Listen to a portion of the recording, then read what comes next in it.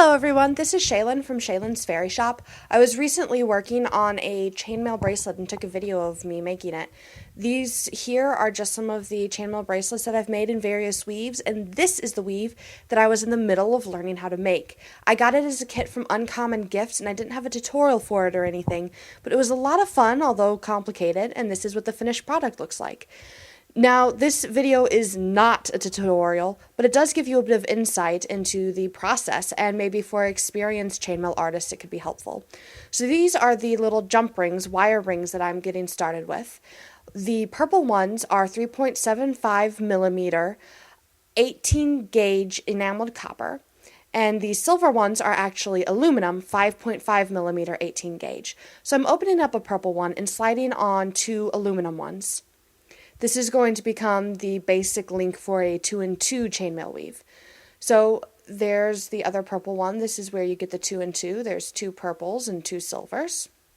And then I'll open it up so you can see, voila, that is one of the individual links on this weave, which I believe is called Celtic Spike or something. It's basically a variation on the barrel weave. I'm opening two of the little purple rings and then sliding, as you can see here a little bit, sliding the 2-in-2 link in the middle of the chain that I was in the process of making and sandwiching it. So you can see this is creating a barrel weave. Then I'm going to fast forward through the bit where I repeatedly drop the jump rings. It's hard to hold all of this. Getting a better grip on the little jump ring, sliding it through the sandwich. This is closing up the little sandwich I made of the aluminum rings. Now I'm sliding on two more loose closed aluminum rings and closing it with my little baby purple one. So voila, I have just sandwiched in and attached another link. Now my little baby purple one needs another jump ring to help it out. So I'm sliding that in the exact same spot that I put the previous one on. It's a little bit complicated to hold everything, but it was a lot of fun. So here I'm just going to speed through another time of me making another link, just to give you a little bit more view of it. It was a little hard to record the video. My hands kept getting out of the screen. I love doing chainmail work. It's very repetitive and complicated. I was taking a metals class at school last semester, actually. We were working a lot with sterling silver, fine silver, soldering, and all that. We did a teeny little bit of chainmail. My instructor actually called my favorite chainmail weave, the Byzantine, the idiot's delight, because story goes that only an idiot would have had the time or inclination to come up with a weave like that and sit through it.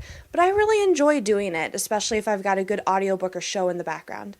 This part here is me making one of my little check glass leaf flowers. I take 5 different leaf beads and 26 gauge sterling silver plated wire, and I weave the wire front and back across all of the leaves so that it creates a nice sturdy flower.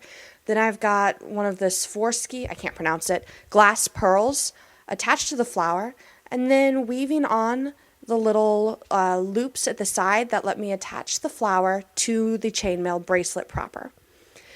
It's a complicated wire wrapping process, but once you get the hang of it, it's really not too bad. I make a lot of these every day, so gotten pretty fast at it. And sometime I might do a proper tutorial on it. It would take about 5 minutes to teach that in and of itself. But I'm working on this little flower to add to the chainmail bracelet. I can always make chainmail bracelets or any jewelry with just the plain chainmail, but when I have the freedom to, I like to add a bit of flair of my own, hence the flower. Now here I'm adjusting the length of the bracelet because it was too short originally. And there it is on me with the toggle clasp. I like the purples and then the purpley blue violet of the flower on it. One of my favorite things about chainmail is just how sturdy it is. Here you can see I yank it and it's not budging anywhere. Even the wire wrapping isn't going to go anywhere. Chainmail is just really interesting because it's these little pieces of metal and they're sturdy, but when woven together just so, it's so fluid and delicate. And it's so interesting that this technique used to make armor in the medieval ages has become such a colorful and delicate looking jewelry decoration for today. It's one of my favorite things to do, and I really hope you've enjoyed this sneak peek into how I make chainmail jewelry.